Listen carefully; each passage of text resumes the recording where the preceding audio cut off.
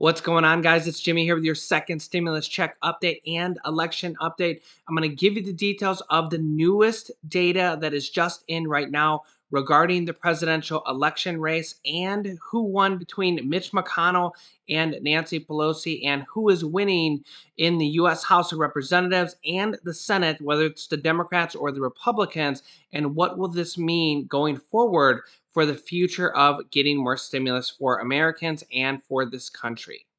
Okay, let's jump right in. Joe Biden is currently leading over President Donald Trump with 227 electoral votes to Trump's 213 electoral votes. Neither party has won at this point. There is not a winner. You need 270 electoral votes to be declared a winner. So, Biden is ahead by 14 electoral votes. He needs 43 more electoral votes to become the winner. President Donald Trump needs 57 more electoral votes to become the winner. A lot of these key states are going to be these eastern states over here. For example, Pennsylvania.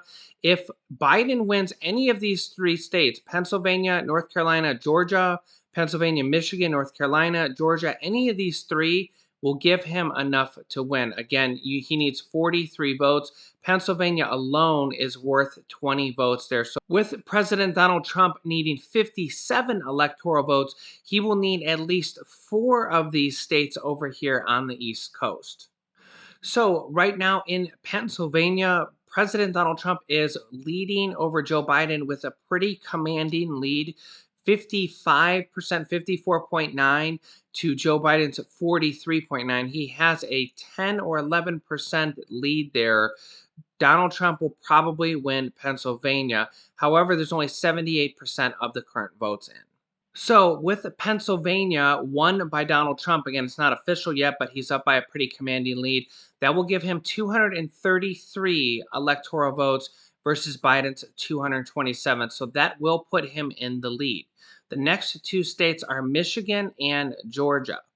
Michigan is very close with Donald Trump leading 49.3% to Joe Biden's 49.1%. This is a lead of about 9,000 votes here by President Donald Trump, leading by only 9,000 votes. If we look at Georgia here, President Donald Trump is also leading Georgia by 2.3%. He's winning there by about 100,000 votes. So if he wins both Michigan and Georgia and Pennsylvania, he is ahead by Pennsylvania pretty much.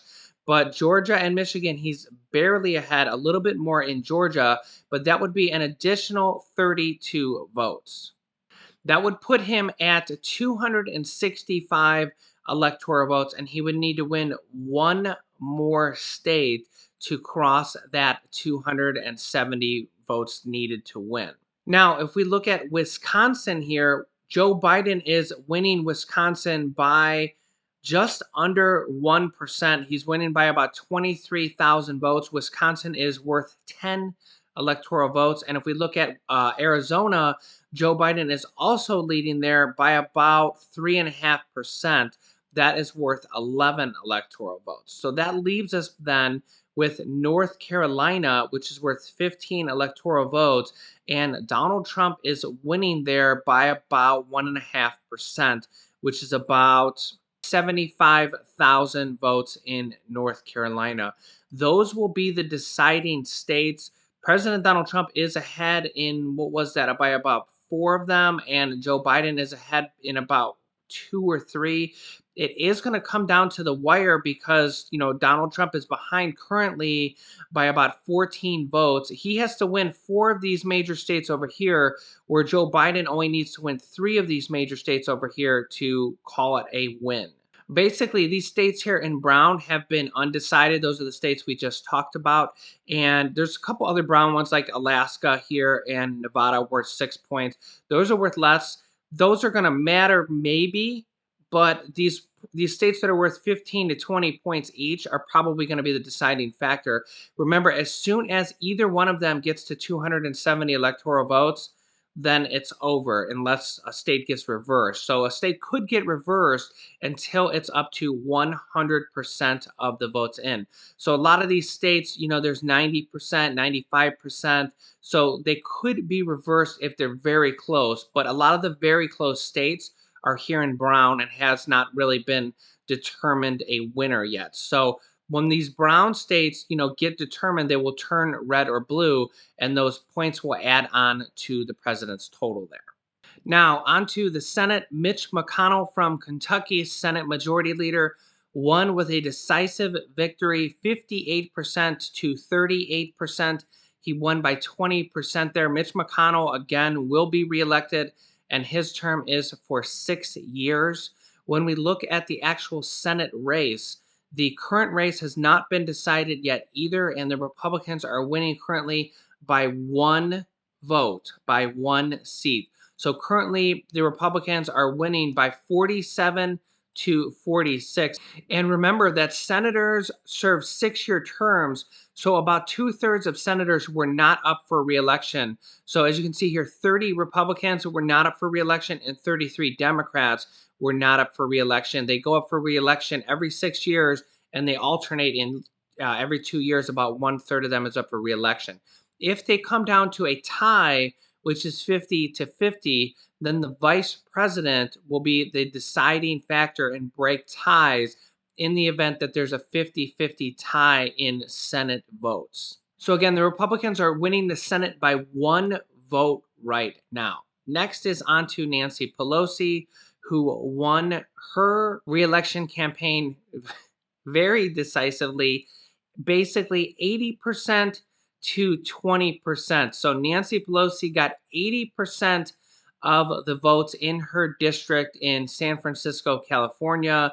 So she won by a complete landslide, not even a competition. So apparently everybody in Mitch McConnell's state and Nancy Pelosi's district think that they are doing an absolutely amazing job for you guys right now. All I can do is report this to you. They won by landslides. I don't know what to tell you.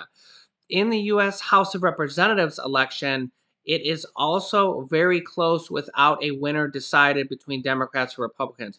Currently, the Democrats are leading by only 6 votes. This is much less than their current lead of 32 votes.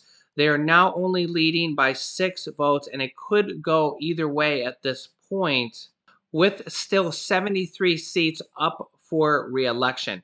If the Democrats control this, then Nancy Pelosi could be voted to Speaker of the House again. And if the Republicans control the Senate, then Mitch McConnell can be voted to control the Senate again. But if either party switches hands here, if the Democrats end up controlling the Senate, they're only behind by 1 vote, then Mitch McConnell will no longer be the majority leader. And if either party, for example, the Republicans, end up winning both the Senate and the House, they would have a majority. Or if the Democrats do it, they will have a majority, and they will be able to basically be able to pass bills at their own free will because they'll have the House and the Senate. Now, the president could be a different party, but the president can veto things. But if it comes to stimulus bills, I doubt a president, either Biden or Trump, will veto any stimulus bills. So there you have it. If Nancy Pelosi is reelected to Speaker of the House, the Democrats do win their majority position again, then she will likely retain as the stimulus check negotiator. We know Mitch McConnell isn't really in the stimulus check negotiations, but he does have a lot of power over the Senate and what is voted on in the Senate and what the Senate Republicans vote for. Pretty much whatever Mitch McConnell goes for, Senate Republicans tend to go for at least a 95% or higher majority. And Nancy Pelosi's kind of the same way. If they both retain their majority positions, pretty much whatever they say, the party tends to follow. So it will be interesting to see if both the Democrats can retain the U.S. House of Representatives and the Republicans can retain the Senate also. At this point, They're all up for grabs. None of the races have been decided.